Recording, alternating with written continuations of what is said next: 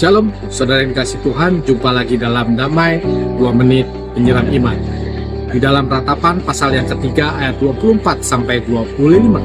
Di sana firman Tuhan mengatakan, Tuhan adalah bagianku, kata jiwaku.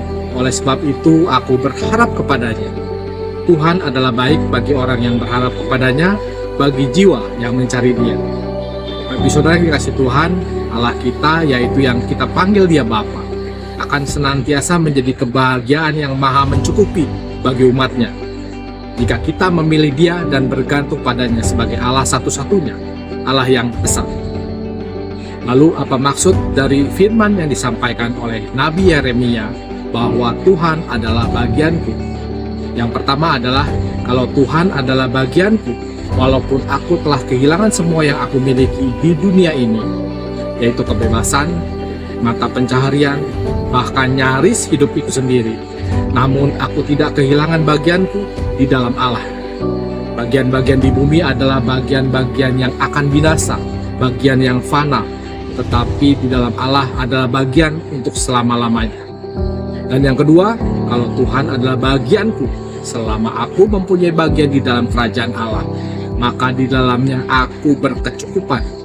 Aku memiliki apa yang mencukupi untuk mengimbangi semua masalahku dan menggantikan semua kerugian. Apapun yang dirampas dari kita, bagian kita adalah damai sejahtera di dalam Dia. Dan yang ketiga, saudara, kalau Tuhan adalah bagianku, inilah yang aku andalkan dan yang membuatku puas. Oleh sebab itu aku berharap kepadanya. Aku akan bersandar padanya dan mendorong diriku tetap di dalam Dia ketika semua penopang dan dorongan lain gagal.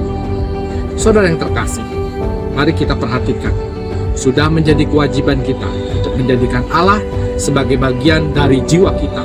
Tidak ada yang lain, dan kita mendapat penghiburan darinya di tengah-tengah ratapan dan keluh kisah kita.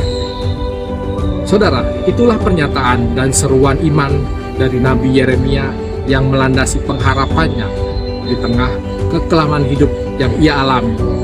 Pada akhirnya, Nabi Yeremia mengingatkan kita bahwa di tengah kesulitan hidup, beriman kepada Tuhan adalah hal yang paling mendasar.